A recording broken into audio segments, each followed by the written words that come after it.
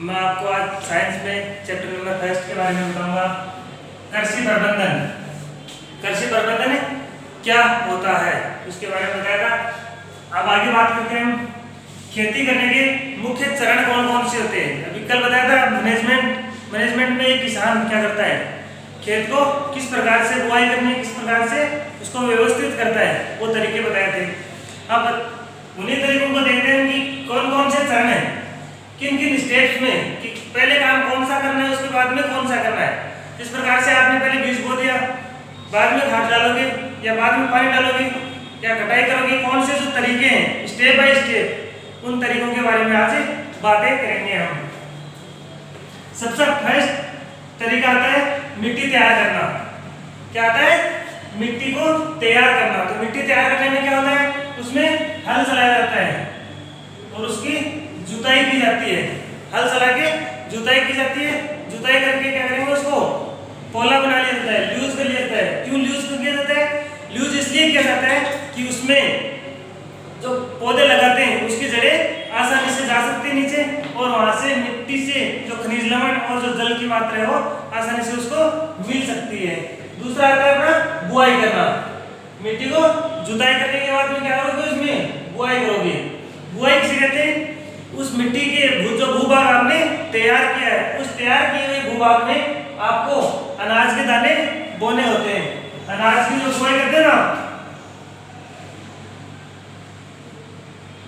अनाज के दाने उसमें डाले जाते हैं, और उसको डालने के बाद डालने की जो प्रक्रिया होती है उसको कहते हैं बुआई करना, या सीड ड्रिल भी बोलते हैं इसको इंग्लिश में। सीड ड्रिल, बीज की बुआई करना। जिससे उसके बाद में उसको खाद या उर्वरक देते हैं।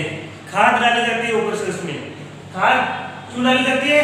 खाद उनको पोषण तत्व देने के लिए होती है। जिस प्रकार घर में आप छोटे बच्चे होते हैं, छोटे बच्चों को अपनी माँ का दूध पिलाते हैं। दूध पिलाने के साथ साथ अगर उसकी माँ के दूध से उसकी पूर्ति नहीं हो पाती है तो उनको जो बाहर से पाउडर के डब्बे, प्रोटीन के और जो अलग अलग तरह के आते हैं ना, वो पिलाए जाते हैं। तो वो उसके लिए क्या होते हैं, ऊपर से जो खुराक दी जाती है, वैसे इसमें भी खाद या उर्वरक डाला जाता है। खाद और उर्वरक डालने के बाद में उसमें क्या करेंगे, सिंचाई। सिंचाई किसे कहते हैं? सिंचाई का मतलब ये होता है कि एक निश्चित अंतराल के बाद उसमें पानी डालना। निश्चित अंतराल से पानी डालना। निश्चित अंतराल से पानी डालो। जैसे आप 5 दिन से उस फसल में पानी डाल रहे हो या 3 दिन से डाल रहे हो, हर 3 दिन से उसमें सिंचाई करते रहेंगे। उसी प्रक्रिया को कहते हैं सिंचाई करना।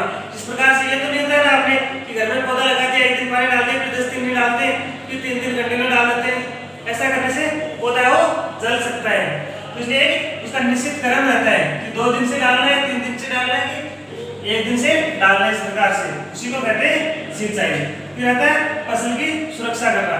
आप बुआई की, अनाज बोया खेत में, बोने के बाद में उसमें खाद डाल दी, पानी डाल दिया। जैसे पौधा लगाते हैं, घर में पौधा लगाते हैं, लगाने के बाद में उसमें खाद डालते हैं और पानी डाल देते हैं। वो सेम प्रक्रिया है जैसे अपने गार्डन में करते हैं ना, घर के बगीचे में, वही प्रक्रिया है। बस थोड़ा डिफरेंस इतना है कि ये बहुत बड़े भूभाग में की जाती है, इसलिए इसका नाम हो जाता है फसल। वो जो घर पे लगाते हैं वो होते हैं पौधे। अब उसके बाद में फसल की सुरक्षा करना। तो सुरक्षा फसल की किन से करेगा? चोर तो आते नहीं है वहां पे, उनको कीट लग सकते हैं। फसल के अनेक प्रकार के कीट लग जाते हैं, या फिर जानवर खा जाते हैं, और बाढ़ आ जाती है, अतिवृष्टि। अतिवृष्टि ना बाढ़ को ही बोला जाता है कि ज्यादा बरसात हो जाती है, या फिर पाला गिर जाता है। पाला क्या होती है? जैसे बर्फबारी हो जाती है, ओले गिर जाते हैं। ये सभी इन बहुत से कारण से या कीट लग जाते हैं। अलग अलग प्रकार के पौधों में अलग अलग टाइम के अकॉर्डिंग बीमारियां पैदा हो जाती हैं। जैसे मौसम का चेंजेस होता है, सर्दी से गर्मी, गर्मी से जो सर्दी आती है, उस टाइम दौरान उसमें बहुत सारे कीट पैदा हो जाते हैं अलग अलग तरीके से, तो उनके ऊपर कीटनाशक का स्प्रे करके उसको कीटों से मुक्त किया जा सकता है। अगर जानवर आ रहे हैं उनके खेत में तो उनके द्वारा जानवरों की सुरक्षा कैसे करेंगे? खेत की चार दीवारी है उसके ऊपर या तो मेड़बंदी कर दी जाएगी या फिर उसकी तारबंदी कर दी जाएगी और उनकी सुरक्षा कर सकते हैं। बाढ़ से किस प्रकार सुरक्षा करेंगे? जैसे जिन खेतों में पानी अधिक इकट्ठा होता है उन खेतों से पानी निकासी की व्यवस्था की जानी चाहिए, पानी आराम से उनमें निकल जाए और ज्यादा इकट्ठा नहीं हो। वो या अतिवृष्टि पाला गिरता है, पाला गिरने का मतलब ये होता है कि सर्दी की जो सीजन होती है उस सर्दी की सीजन में अत्यधिक ठंड हो जाती है अचानक से और वो बर्फ उस पौधे के ऊपर जम जाती है, पौधा नष्ट हो जाता है। तो इसके लिए ये किया जाता है कि शाम के समय में जो कुछ घास फूस या कुछ जो खेत से उखाड़ी हुई जो खरपतवार रहती है उसको जला के उसका धुआं कर दिया जाता है। क्या कर दिया जाता है? धुआं कर दिया जाता है, जिस धुएं से उस खेत की जो फसल है उसके ऊपर आवरण बन जाता है। क्या बन जाता है? धुएं का आवरण। जैसे देखते हो आप एक परत सी हो जाती है, वो परत क्या करती है? जो पाला गिरता है, जो ओस आती है, पानी की मात्रा आती है रात को सर्दी में, तो उसको वो ऊपर ही रोक लेती है। ये तो बड़े खेतों के लिए, छोटे खेत है तो उनके लिए वो ग्रीन हाउस बना दिए जाते हैं। जिस प्रकार से आप नर्सरी वगैरह में देखते हैं हरी हरी जो चादर होती है उस चादर को उस टेंट के रूप में बना दिया जाता है, उससे उसकी सुरक्षा की जा सकती है। और ओले है तो ओले से तो उनकी आप सुरक्षा कर नहीं सकते हैं। उसके बाद में होती है फसल को काटना। फसल की सुरक्षा कर दी आपने तो फसल क्या होती है? लास्ट तक पक जाती है पूर्ण रूप से। पकने के बाद में उस फसल को क्या करेगा? किसान काटेगा। काटने के लिए दो तरीके हैं, या तो हाथ से दराती से या जो हंसिया बोलते हैं उस हंसिया की सहायता से वो काट सकता है, या फिर उनकी कटिंग करने के लिए अलग अलग तरीके की आजकल बहुत सारी मशीनें चल रही हैं और मशीनों के द्वारा उस फसल की कटाई कर सकते हैं। कटाई करने के बाद में क्या होता है? जब वो गिल्ली रहती है तो उस गिल्ली फसल को क्या करते हैं? सुखाते हैं थोड़े दिन तक। क्या करते हैं? सुखाया जाता है। सुखाया इसलिए जाता है कि वो उस दानों से जो चारा होता है उसका भूसा होता है वो अलग नहीं हो पाता है, तो इसलिए जब आप सुखा दोगे 10 दिन 15 दिन तक तो चारा वो उस दानों से अलग हो सकता है। और फिर उसको फसल काटने के बाद उसको थ्रेसिंग के द्वारा निकाली जाता है। तो बताया था मैंने पिछली क्लास में भी कि थ्रेसिंग क्या होती है। थ्रेसर नाम की एक मशीन आती है जो उसके अंदर आप वो जो चारे की जो बंडल है वो उसमें डालोगे तो डालने के बाद में दाने अलग और उसका चारा है वो अलग अलग हो जाता है। उस मशीन को कहते हैं थ्रेसिंग, थ्रेसर कहते हैं, और उस कार्य करने की प्रक्रिया को कहते हैं थ्रेसिंग। उसके बाद में है अनाज का भंडारण करना। अनाज आपको पता है कि निकालने के बाद में दाने और निकालिए पूरे, जैसे गेहूं थे तो गेहूं की 50 60 या 100 बोली है वो एक किसान निकाल लेता है। तो आपको भी पता होगा कि एक किसान का परिवार 5 आदमी का है तो वो 100 बोरी खा नहीं सकता, तो उसका क्या करेगा? मार्केट में बेचेगा। मार्केट में या तो तुरंत निकाल के बेच सकता है या फिर उसको स्टोर कर सकता है। तो अनाज का भंडारण करता है, स्टोर करके रख देता है इसको बाद में यूज करने के लिए। तो है नहीं कि सब्जी है तो ताजा ताजा यूज कर ली बाद में खराब हो सकती है। अनाज है वो खराब तो होता नहीं है तो उसको भंडार कर देते हैं, अगले 12 महीने तक उसको खाने के लिए काम में लिया जाता है। तो ये भंडार कहाँ किया जाता है? बहुत बड़ी बड़ी गोदाम होती हैं, गोदाम होती है, उन गोदाम को साइलो कहा जाता है। उन साइलो के अंदर इसको या इसको भंडार गृह नहीं कहते हैं, भंडार गृह, जहां इसका अनाज का भंडार किया जाता है, भंडार गृह। उसमें उसको अनाज को भंडार करते हैं। लेकिन भंडार करने से पहले ये जरूर है अनाज को निकालने और निकालने के बाद में उस भंडार गृह को या जो गन्नी बैग्स, जूट की जो बोरियां आती हैं, जो प्लास्टिक के कट्टे आते हैं, या घर में जो अपनी टंकी होती है जिसमें अनाज डालते हैं, उन टंकी को पहले क्या किया जाता है? उपचारित किया जाता है। उपचारित इसलिए किया जाता है कि उस अनाज में भी कीट पैदा हो सकते हैं। जैसे अपने घर में अनाज में इल्लियां लग जाती हैं, लगते हैं ना, कई बार दूसरे छोटे छोटे जीव लग जाते हैं, उस अनाज का आटा बना देते हैं, गेहूं का आटा बना देते हैं बोरियों में रखे हुए का। तो उसके लिए पहले उसको उपचारित किया जाता है। उपचारित करने के लिए या तो उसको आप बोरी को या जो बैग से अपने अनाज डालने के उनको धूप में सुखाओ और उसके ऊपर दवाई का स्प्रे कर दिया जाता है। या फिर जो अपना घरेलू तरीका होता है वो ये होता है कि जो नीम की पत्तियां होती हैं उन नीम की पत्तियों को सुखाकर उस अनाज के साथ डाल दिया जाता है, जिससे उसमें कीट पैदा होने की संभावना नहीं होती है। और एक कारण ये भी है, कीट पैदा नहीं होने का, उस अनाज को निकालने के बाद में उसको 2-3 दिन या 5 दिन तक उसको धूप में रखना चाहिए। उसकी नमी है ना, वो नमी पूरी की पूरी दूर करनी चाहिए। अगर उसमें नमी रहती है तब कीट पैदा होने की ज्यादा संभावना रहती है। तो ये होते हैं अपने किसान को किन किन कामों का सामना करना पड़ता है अनाज को बोने से लेकर मार्केट में लाने तक या लास्ट में अपने घर में स्टोर करने तक। अब यहाँ एक पॉइंट आता है, उसमें खाद या उर्वरक डालना। तो उस खाद और उर्वरक में अंतर देख लेते हैं कि खाद तो क्या होते हैं, उर्वरक क्या होते हैं। वैसे दोनों खाद के रूप होते हैं, ये भी खाद ही होती है और वो भी खाद ही होती है, लेकिन इस खाद में फर्क कितना रहता है। खाद किसे कहते हैं और उर्वरक किसे कहते हैं। तो सामान्यतः जानते हो आप, अपने घर में बकरियां तो सबके घर में होगी, या गाय भैंस भेड़ बकरियों का जो गोबर होता है, उस गोबर को जो इकट्ठा कर लिया जाता है, और इकट्ठा करने से जो या उसमें जो सब्जियों के वगैरह छिलके या अपने जो घर का जो भी कोई कचरा रहता है उसमें डाल दिया जाता है। उनसे जो बनी हुई बनकर जो तैयार होती है वो तो कहलाती है खाद, और उर्वरक होता है फैक्ट्री में तैयार किया जाता है। एक अंतर ये भी है कि जब आप खेत में जो खाद डालते हैं, तो खाद डालते हैं तो वो अपने लिए नुकसानदायक नहीं रहती है, और जो उर्वरक डालते हैं उसमें क्या होता है, जहर की मात्रा ज्यादा होती है। वो लगातार उर्वरक डालते हैं तो उससे आदमी की कैपेसिटी भी कम हो जाती है, जैसे काम करने की क्षमता है वो आदमी की कम होती जा रही है दिन प्रतिदिन।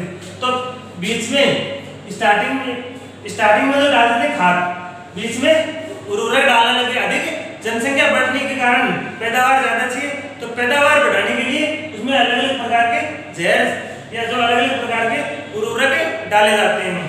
लेकिन आजकल क्या जनता जागरूक हो रही है, तो वापस से खाद डालने लग गए हैं। उसमें से वर्मी कंपोस्ट है, केंचुए की खाद है, या फिर जो कंपोस्ट की हुई खाद है वो भी डाली जाती है। तो इसमें अंतर देखते हैं क्या होता है। डिफरेंस नंबर 1 है कि खाद प्राकृतिक पदार्थ है। प्राकृतिक का मतलब होता है प्रकृति से प्राप्त होने वाले, क्योंकि जानवर है वो प्राकृतिक प्रक्रिया में उनके द्वारा जो गोबर है वो प्राप्त होता है, मतलब ये जैविक है, जीवों से प्राप्त होने वाला पदार्थ है खाद। जबकि उर्वरक क्या है, कृत्रिम। कृत्रिम किसे कहते हैं और प्राकृतिक किसे कहते हैं। प्राकृतिक का मतलब कुदरत, कुदरत तो जानते हैं आप, कुदरती कि जो कुदरत के द्वारा बनी हुई चीज आती है वो कुदरती या प्राकृतिक कहलाती है, इसको गॉड गिफ्टेड भी बोला जाता है। जबकि यह है कृत्रिम। कृत्रिम का होता है मानव निर्मित,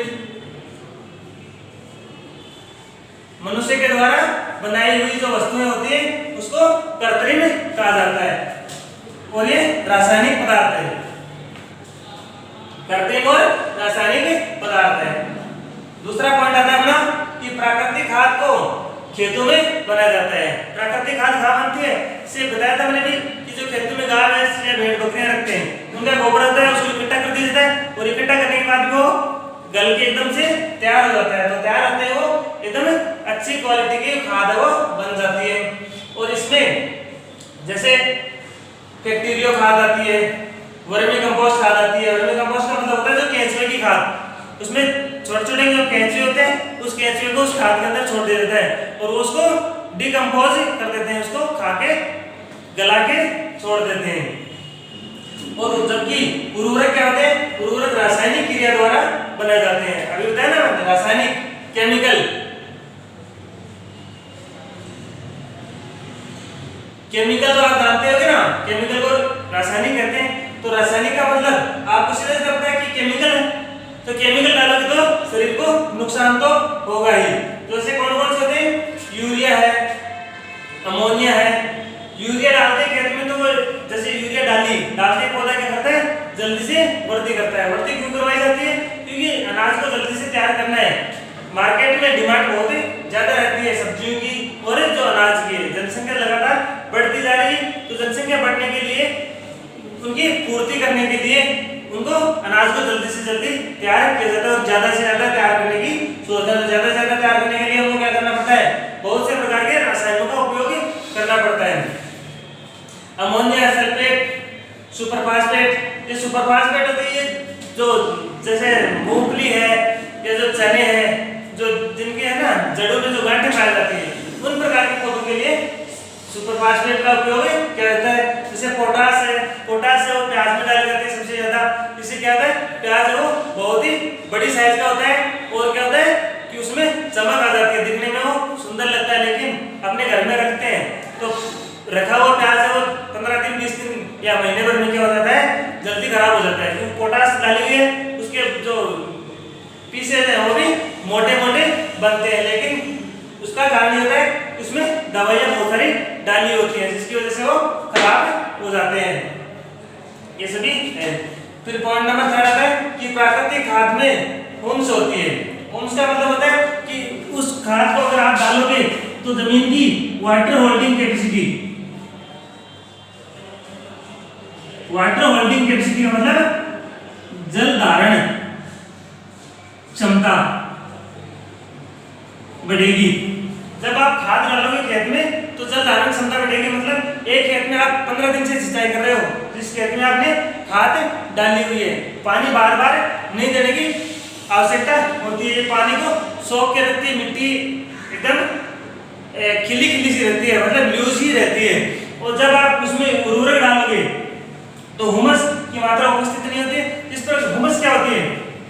जिस प्रकार आप देखते हो बरसात के टाइम में अपने घर के आसपास पानी इकट्ठा हो जाता है, पानी बह के आता है, और पानी बह के आने के बाद में देखो पानी सूखता है, तो सूखने के बाद में उसके जो बॉर्डर होता है पानी का, जैसे यहाँ पानी था इतना, तो उस पानी के जो बॉर्डर है पानी सूखे कम हो जाता है, तो यहाँ पे कुछ खाद सी रहती है, खाद से जो जमा हो जाती है ना बारीक बारीक ब्लैक ब्लैक दाने से जो इसके चारों तरफ आपको दिखाई देते हैं, वो कहलाती है आपकी हुम्स।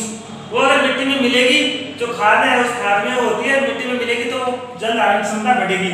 और जब आप उर्वरक डाल देते हो तो मिट्टी है वो एकदम से टाइट होने लग जाती है, उसमें पानी भी बार बार डालना पड़ता है और वो फसल है वो वृद्धि कम करती है। तो इन दोनों में ये अंतर होता है। ये अंतर एक एग्जाम की दृष्टि से बहुत ही इंपॉर्टेंट है, पक्का और पक्का आता है, अर्थात इन दोनों में से ये भी क्वेश्चन इंपॉर्टेंट ही है, ये भी आने के चांसेस रहते हैं एग्जाम में बहुत ज्यादा। तो आगे नेक्स्ट वीडियो में मिलेंगे। Okay, thanks.